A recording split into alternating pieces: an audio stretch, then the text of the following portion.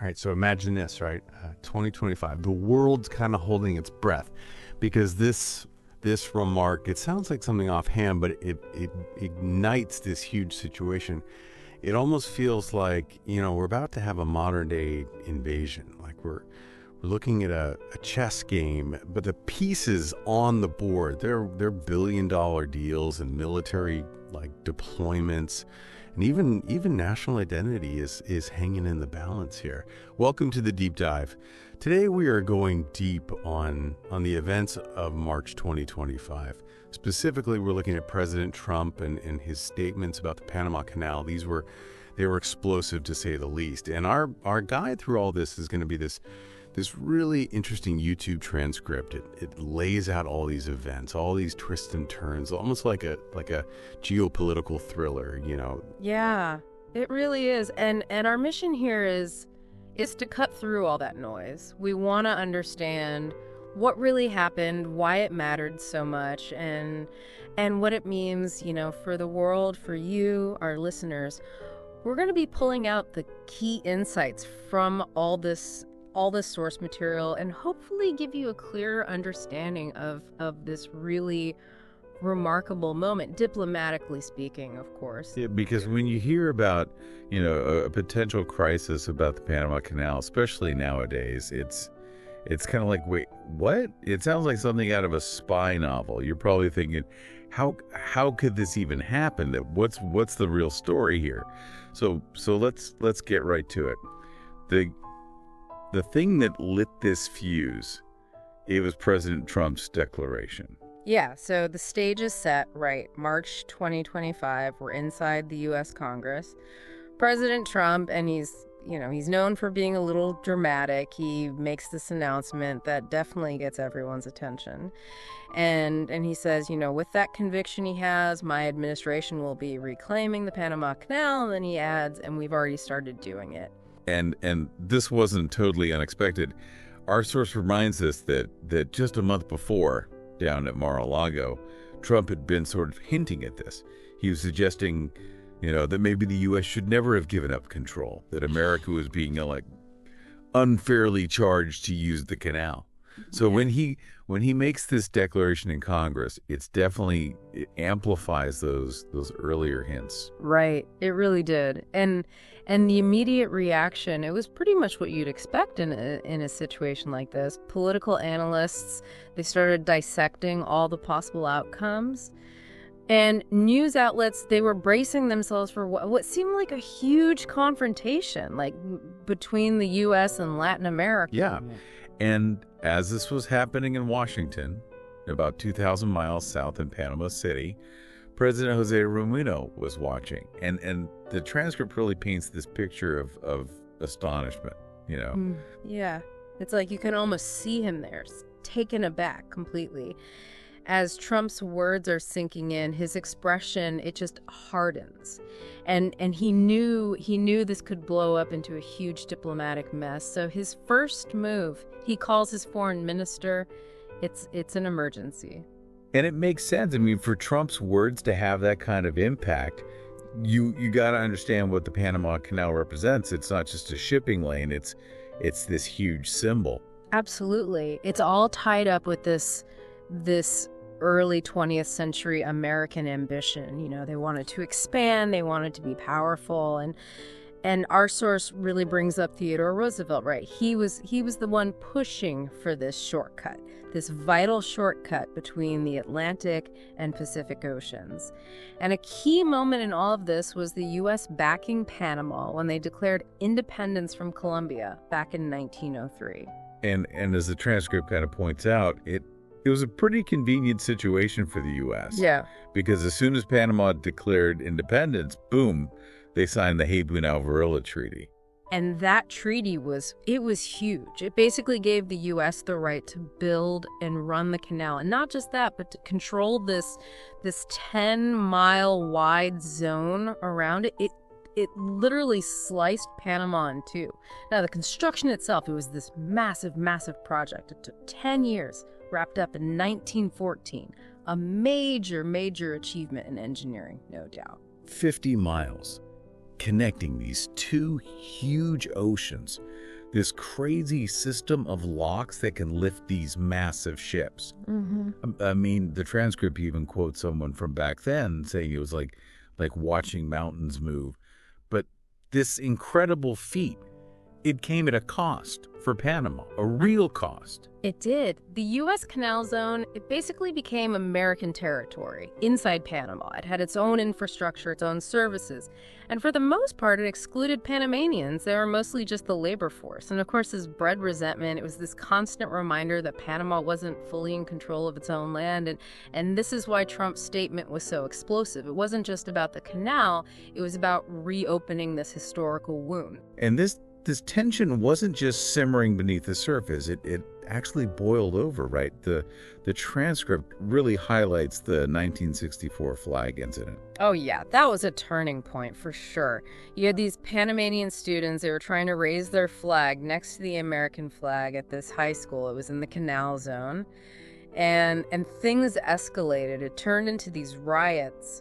Tragically, 22 Panamanians were killed. And this event, it forced the U.S. to rethink its entire policy on the canal. And that eventually led to President Jimmy Carter.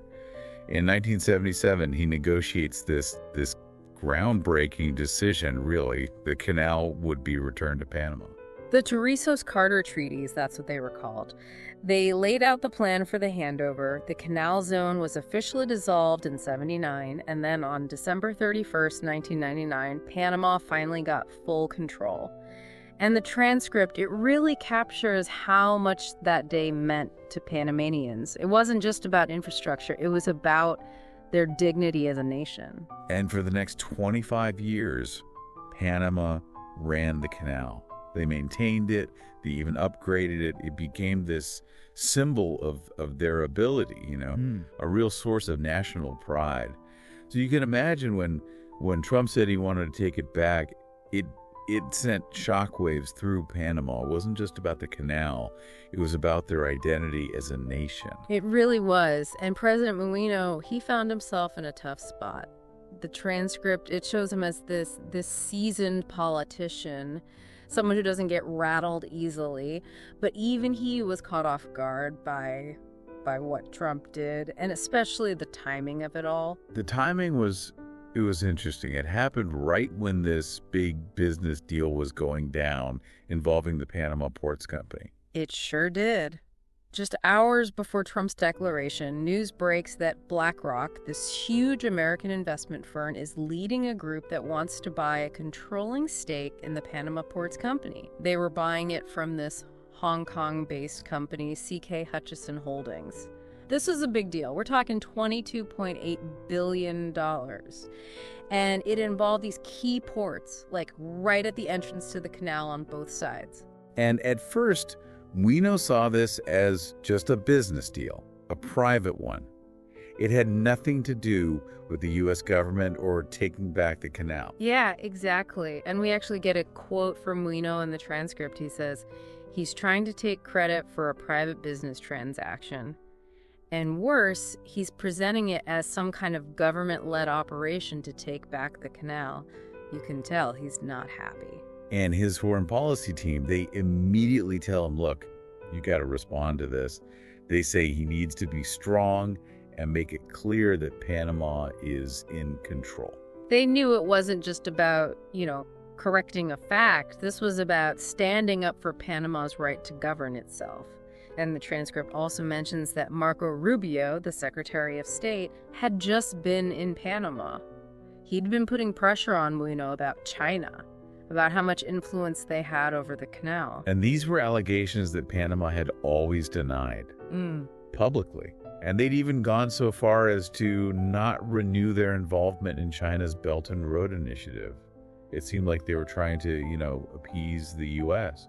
Yeah, it was probably a gesture of goodwill, something that Beijing probably wasn't thrilled about.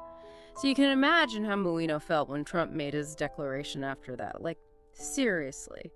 The transcript even quotes him saying, and this is how he repays our cooperation, by claiming to take back what is rightfully ours. And for Panama, this was huge. Like, as the transcript makes clear, The canal is their lifeblood. It brings in billions every year. It's tied up with their national identity. Absolutely. It's so important that their constitution guarantees that the Panama Canal is neutral, open to ships from all countries. So any talk about foreign control, whether it's from the US or China, it's just unacceptable. It goes against everything they stand for. And that leads to Mulino telling his communications director, we need a statement now. He wants something that's direct, unambiguous, and dignified. He knows how serious this is. And his response on social media, it's strong. He basically calls Trump a liar. He says Trump is insulting Panama's dignity as a sovereign nation. He draws a line in the sand. Meanwhile, back in Washington, the White House is giving orders to the Pentagon. They want options, ways to increase American influence in Panama. Right. The transcript goes into how the military planners at the Pentagon, they get to work right away. Admiral Alvin Holy, he's in charge of U.S. Southern Command. He gets the job of coming up with strategies and presenting them to the Secretary of Defense.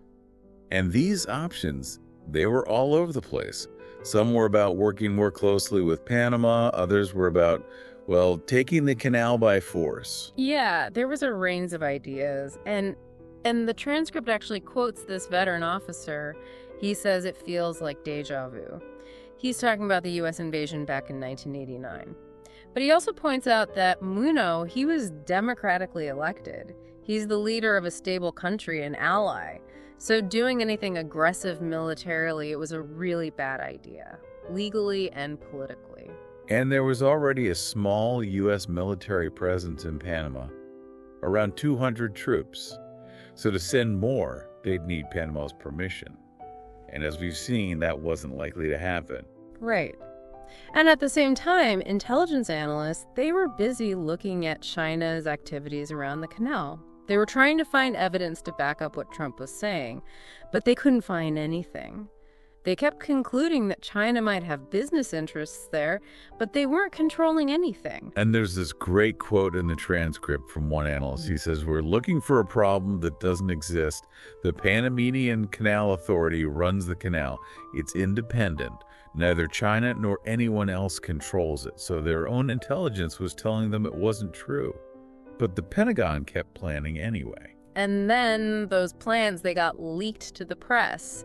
And I gotta tell you, the reaction was explosive. The headline in NBC News is pretty damning. It said, Trump White House has asked U.S. military to develop options for Panama Canal, officials say. It showed everyone just how serious this could get. Yeah, that leak, it made everyone in Panama City even more anxious. There were protests outside the U.S. Embassy, people waving Panamanian flags, holding signs that talked about 1903. They were reminding everyone how the U.S. took the canal zone in the first place. And while all this was happening between the U.S. and Panama, China was watching. Yeah. They were concerned, of course, but they also saw this as a chance. Yeah. China's been expanding its influence in Latin America, economically speaking. And the Panama Canal, it's a major route for their trade. If anything happened to it, it would be a big problem for Beijing. So their official response, they were careful with their words. They said they supported Panama's sovereignty. They said the canal should stay neutral under Panamanian control. Right. The transcript even quotes the spokesperson for China's foreign ministry, Lin Jian. He says that China has always respected Panama's sovereignty and that they've never tried to control the canal. But you can bet that privately, Chinese officials were not happy. They probably saw this as the U.S. trying to bully everyone in the region. Especially since Panama had decided not to join the Belt and Road Initiative. That was probably seen as a way to, ease U.S. concerns. Yeah, it was probably a tough decision for Panama, but it was a clear message to Washington. And then Trump does this. The transcript quotes a Chinese diplomat saying that the U.S. is stuck in a Cold War mindset, that they're seeing ghosts where there are none. So China's playing this smart. They're acting like the good guys, the ones defending Panama. And that message, it would definitely appeal to a lot of countries in Latin America. They remember U.S. intervention. Yeah. And China's actions seem to be all about reinforcing that image. They definitely did. The Chinese ambassador in Panama, he even held this cultural event. And he made a point of saying that all countries should respect each other's sovereignty and that important waterways should be free from interference. He was talking about Panama, but he was also talking about the South China Sea, sending a message. The irony wasn't lost on anyone. And then Chinese state media starts publishing these articles about U.S. intervention in Latin America. They were drawing a line from the Monroe Doctrine all the way to what they called the Trump Doctrine. So Panama was stuck in the middle. Between these two giants, Mulino had to tread carefully. He had to protect Panama's independence without getting too close to either side. And the transcript quotes him telling his cabinet, "We are not pawns in a great power game. We are a sovereign nation. Our policy must reflect that reality." And then he does something really symbolic. He goes on this very public tour of the Miraflores locks, the heart of the canal. He's showing everyone that Panama is in control. It was a powerful image. Him standing there with the Panamanian workers, it was a clear message. This is ours. Now let's talk about BlackRock again. That deal was a big part of this whole mess. Larry Fink, he's the CEO of BlackRock. He's a big deal. And suddenly he's in the middle of this geopolitical storm. Totally unexpected, right. He's trying to run the world's largest asset management firm, and now he's got to deal with international relations too. This $22.8 billion deal to buy those ports, it had been in the works for months. And Fink kept saying, look, this is just business. It has nothing to do with the U.S. government or the canal. He did. The transcript even quotes him saying on CNBC that it was a purely commercial transaction, that BlackRock just saw a good investment.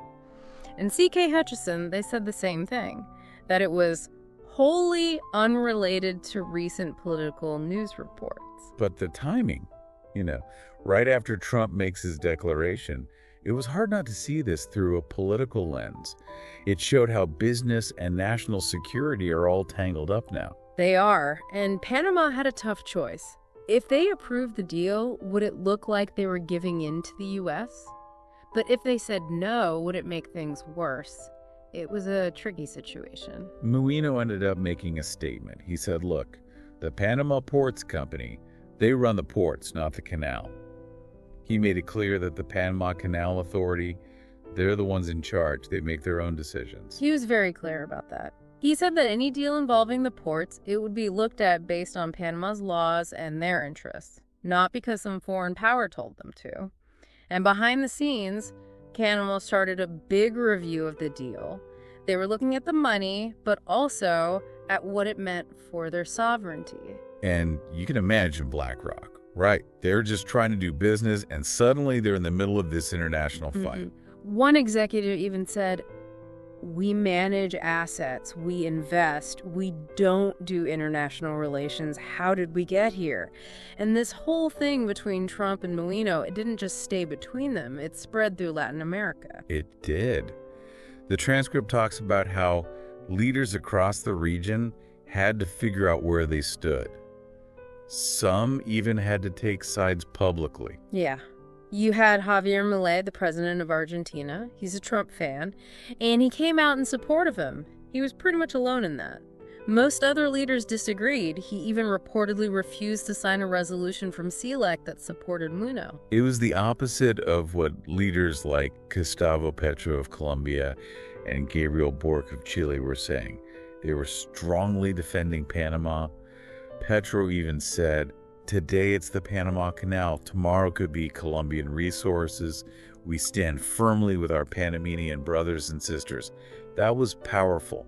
Peru, they were in a tough spot. They've got Chinese investment in that Chancay megaport project. So their statement, it was very careful. They talked about international law, respecting sovereignty, but they didn't criticize anyone directly. Claudia Scheinbaum in Mexico, she was much more direct. She said, "The era of the Monroe Doctrine is definitively over. Latin American nations are not and will not be considered protectorates of any foreign power." And then you had Lula in Brazil. He was more moderate. He called for calm, wanted everyone to talk. He even offered to help mediate the situation. But for the smaller countries in Central America, it was really hard. They have ties to both the US and China. The transcript quotes the president of Costa Rica, and he really captures it well. He says, "Central America has far too often been treated as a mere chessboard for the strategic games of larger global powers. What our region desperately needs is genuine cooperation, not increased competition and division." And then the Organization of American States, the OAS, they had an emergency meeting. They put out a statement that was all about respecting national sovereignty and following treaties. It was a clear message of support for Panama. And during all of this, Mulino was working hard. He was talking to leaders, trying to build support for Panama. He kept saying that this was about respect for Latin America in the 21st century. So we had this real diplomatic crisis, and then on top of that, there was this narrative war going on in the media. Everyone was spinning the story. It was a media frenzy for sure. The transcript really shows how differently this was being portrayed by different outlets. Fox News, they were all about America being strong. One of their hosts even said that Trump was reclaiming what is rightfully ours from the encroaching influence of China. CNN, they took a completely different approach. They had experts on talking about the treaties, saying that Panama had every right to control the canal. They even quoted a Yale professor explaining the legal side of things.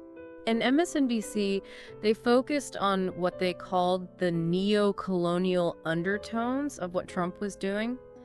One commentator even said it was scary that a powerful country would try to take territory from another country in 2025.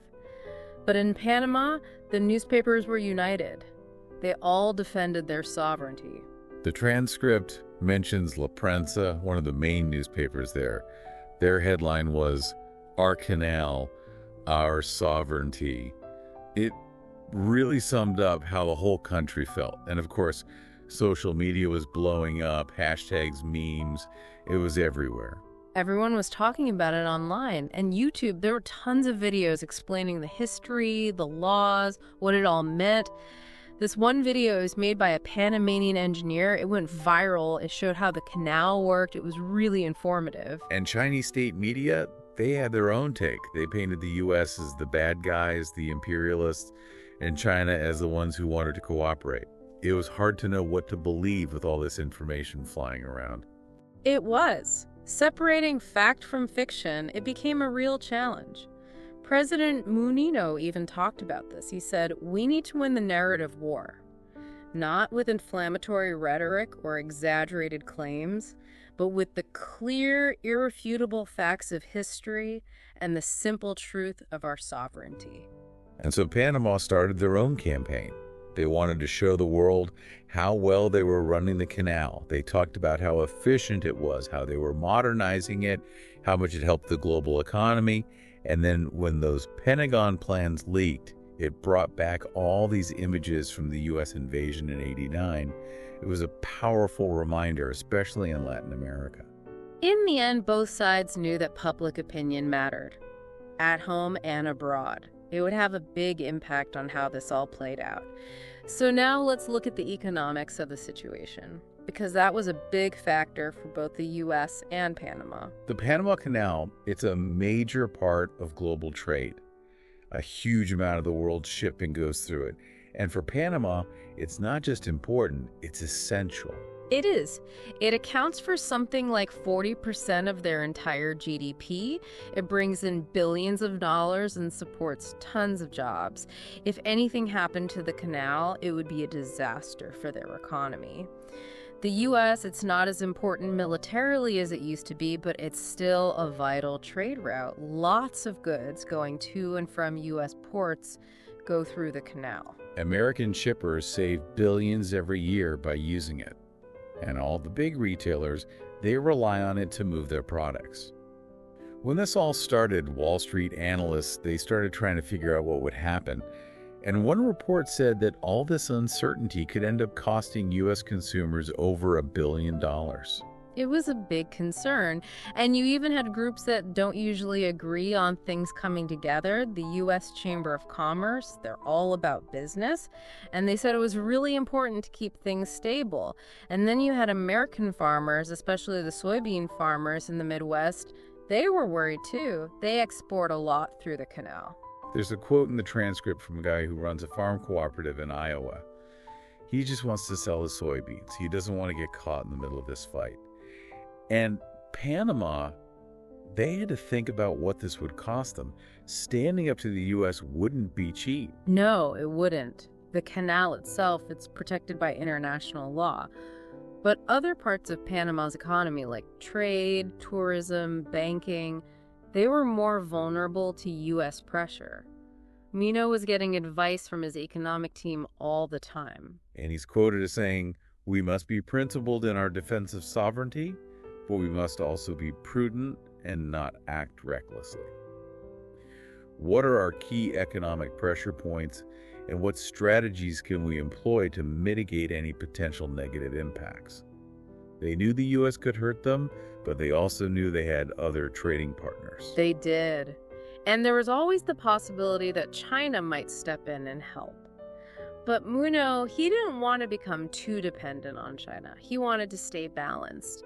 And in the end, everyone realized that a long fight over the canal wouldn't help anyone. The global economy, it's all connected. So after 2 months of, all this tension and tough talk, things started to change.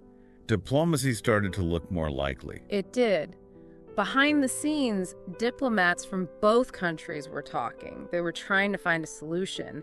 And Canada, they stepped in to help. They offered to be a mediator. The Canadian foreign minister, he was going back and forth between Washington and Panama City, trying to find common ground. And Jimmy Carter, the former president, he made a statement. He reminded everyone about the treaties, about how important they were for both countries. Yeah, what he said, it had a lot of weight. He was the one who helped make those treaties happen. He talked about respect, negotiation, the benefits for both sides. And even in the Trump administration, some people started to change their minds. Some of the more aggressive people, they realized that using military force was too risky. And in Panama, Mulino was under pressure, but he stuck to his position. He was willing to talk, but not about giving up control of the canal. He said, "We can and will discuss ways to enhance our mutual cooperation. However, we cannot and will not ever discuss the issue of control over the Panama Canal, which is settled and non-negotiable." And finally, they reached a deal. They called it the US Panama Canal Security and Prosperity Partnership. It was about working together more closely. The partnership, it included things like sharing intelligence, doing joint military exercises, the U.S. helping with maintenance, Panama still setting the tolls, but with a committee to discuss it, and basically confirming that the original treaties were still valid. It was a way to move forward. The Trump administration, they said it made America stronger in the region. Trump even tweeted about this great new deal.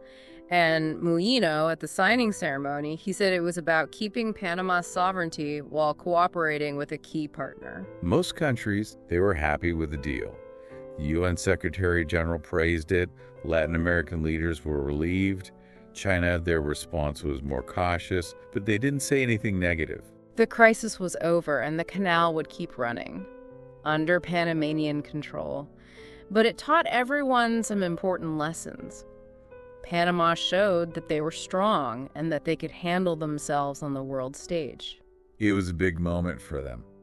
One former ambassador even said it was Panama's diplomatic coming of age. In the U.S., people had different opinions. Some thought it was a pointless crisis. Others thought it was good because it led to more cooperation. China, they probably weren't happy that their Belt and Road plans in Panama took a hit. But they gained some sympathy in Latin America. One Chinese diplomat even said that the whole thing revealed the true nature of certain powers. And businesses, especially those involved in shipping, they realized how much geopolitics matters. They just want the canal to work. One representative from the International Chamber of Shipping even said that it was crucial for global trade to keep flowing. But maybe the biggest lesson from all of this is that power isn't just about military strength or money anymore. Yeah, things have changed. In the 21st century, you also need to be seen as legitimate. You need to have a good reputation. You need to follow international law. One expert even said that even the most powerful countries have to care about how they're perceived globally. The transcript even tells this story about 6 months later, when Mulino visited Washington. Trump apparently asked him if he thought Panama would be better off if the U.S. had kept running the canal. And Mulino, he had this witty response that made Trump smile, which is, pretty rare. It's a good story. And in the end, the image we're left with is the Panama Canal. It's still working, it's still connecting the world, and it's a symbol of cooperation and a nation's right to decide its own fate. The transcript even ends with a quote from a canal guide. He talks about how the canal connects not just oceans, but the past, the present, and the future. That's a powerful image. Now, the transcript also has this bonus chapter, The View from Main Street. It's about how this whole thing affected ordinary people. It tells the story of this teacher in Colón, Panama. She used the crisis to teach her students about their national identity. And there's a guy, he's a third-generation lock operator. He talks about how proud he is to be part of running the canal. We also hear from a farmer in Nebraska. He's worried about the price of grain, about his exports. The transcript even quotes him saying, "I just want to sell my crops. Why do I have to worry about this?" And in Florida, their tourism industry took a hit. Less Americans were traveling there. It was a problem for the tour operators. And there's this high school Spanish class in Arizona. They were reading Panamanian newspapers, trying to understand what was going on. One student even realized how much the canal meant to the Panamanians. It's interesting to see how something happening so far away can affect people's lives in so many different ways. It shows how connected we all are. And the transcript ends with a final chapter. It's about what happened a year later, in April 2026. They talk about Mulino's speech at the 112th anniversary of the canal. He talked about how Panama is stronger now because of what happened. The crisis forced them to get their act together, to be more transparent, to build relationships with more countries. Mulino even said that true national security comes from having good relationships with other countries. The chapter also mentions that the U.S. started to rethink how they dealt with Latin America. They wanted to be more cooperative. Even Marco Rubio, he became more moderate in his tone. And businesses, they started paying more attention to geopolitics. BlackRock, they even created a whole new unit to analyze geopolitical risks. They learned their lesson, and in Panama, there was a wave of national pride. People were buying all this canal-themed stuff. Tourism bounced back, and the tour guides, they started telling the story of the standoff to their groups. The canal kept running smoothly, and they announced a new plan to invest in infrastructure. They also made their cybersecurity much stronger. The head of the Canal Authority, he's quoted saying that security in the 21st century means constantly evolving. It's true. Things change so fast these days. The transcript ends by saying that even though the crisis is over, it taught us some valuable lessons. It showed us how the world is changing, how power is shifting, and how important it is to follow the rules and be seen as legitimate. And it ends with Mulino talking about the canal. He calls it a symbol of cooperation and its purpose of connecting the world. And there's even a glossary of terms at the end of the transcript for anyone who wants to learn more about the diplomacy, the politics, the economics, all of it. It's a really good resource. And our source for all of this was the Panama Canal chess game, a tale of two leaders from that YouTube channel, Story Driven English. So as we wrap up, what's the big takeaway for you, our listener? The 2025 Panama Canal crisis, it was a complicated event. It had a lot of history behind it. It affected geopolitics. It had economic consequences. It really showed how national interests clash and how global power is constantly shifting. Yeah, it showed that even things that seem settled can be challenged. And then we need to be smart about diplomacy and understand where everyone's coming from. It makes you think, right? How much do things that happened in the past still affect us today? And what about all the other agreements between countries? Are they safe? What could happen that would challenge them? That's a good question. Something to think about.